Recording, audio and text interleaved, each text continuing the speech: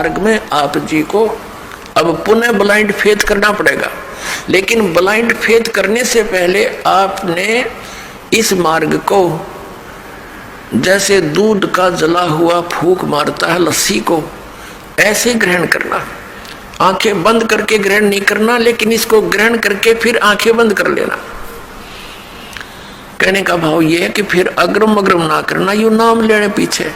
इस दीक्षा लेने से पहले आप खूब ट्राई करो और खूब परीक्षण करो, सब जो दास बताता उसका प्रमाण देखो, और फिर आंखें बंद करके उपदेश ले लो, और फिर आंखें ही बंद रखना, यानी ब्लाइंड फेथ करना, पूर्ण विश्वास करना दास के एक एक शब्द पर।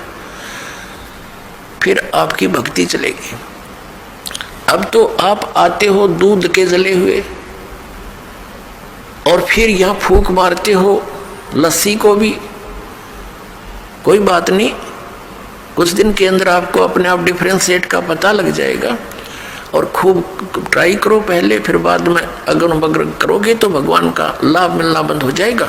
दीक्षा लेने के बाद यदि आप दास के वचनों में अविश्वास करते हो, आपका नाम नहीं रहेगा।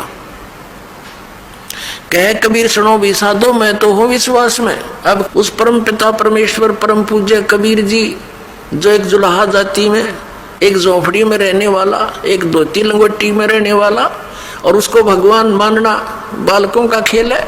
लेकिन वो परमात्मा है और थे और रहेंगे, क्योंकि हम समझ नहीं सके। अब उसको कोई परमात्मा मान सकता है? जब दास ने प्रारंभ में कहना शुरू किया तो लोग मजाक किया करते थे कि देख यो भी दानक हो गया। अरे भले हुए कृत्य, हम तो लेट हो गए दानक होने में, हमने तो पहले होना चाहिए था जब पता लग जाता था। कहने का भाव ये था कि धानक का अर्थ है कबीर पंथी। उस कबीर पंथ परमात्मा परमेश्वर के द्वारा दिए हुए वे ऑफ वर्शिप पे, उस रास्ते पर चलने वाले तो हमने पहले बन जाना चाहिए था।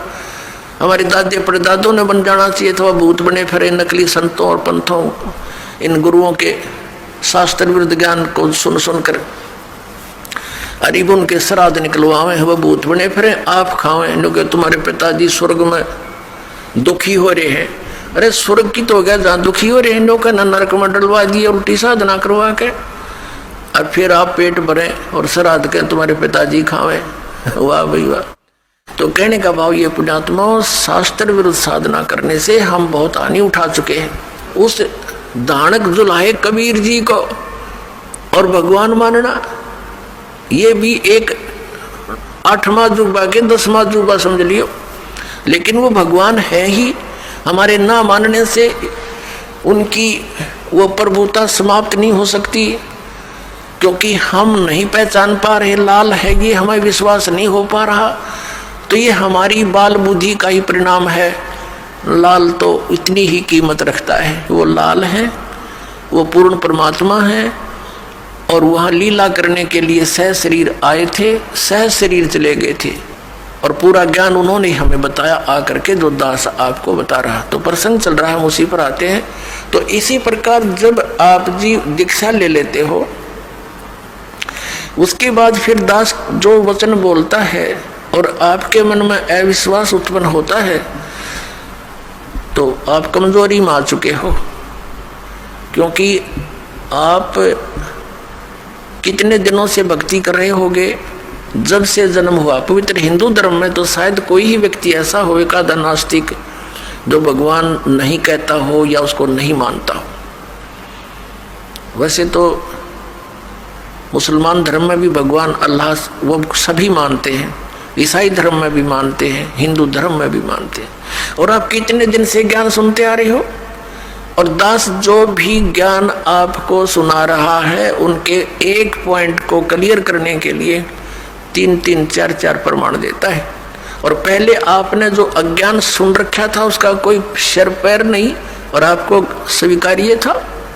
अब ये क्यों अग्रम अग्रम इतनी हो रही है आपके माइंड में, काल को ये चिंता बनी रहती है, कहीं ये इस मार्ग पर दृढ़ ना हो जा और इसका बेड़ा पार ना हो जा, तेरे हाथों से ना निकल जा।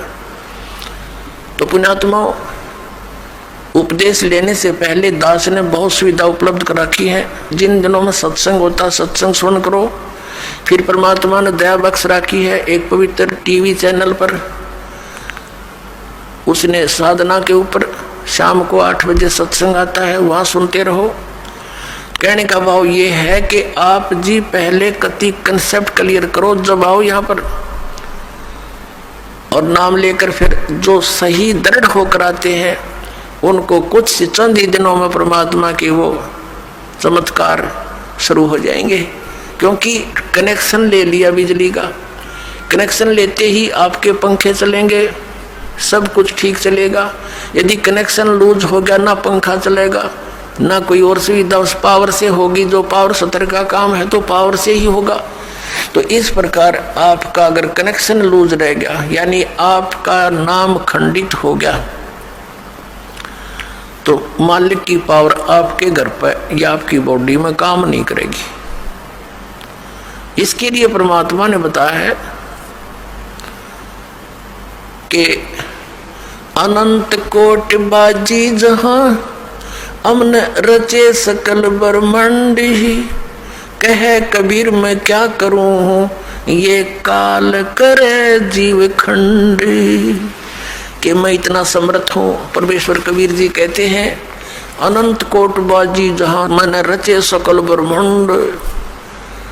और कबीर साहब कहते हैं, आदरणीय गरीबदास साहिब जी को कबीर साहब ने ये ज्ञान दिया था, ये वाणी गरीबदास साहिब जी की है कि कबीर साहब ये कहते हैं, गरीबदास जी उसका समर्थन कर रहे हैं कि कबीर साहब ये कहते हैं कि मैं क्या करूं, युग काल मेरे से जीवों को खंड कर लेता है, इनके नाम खंड करवा के फिर मेरी पावर वहां काम कर नहीं सकती,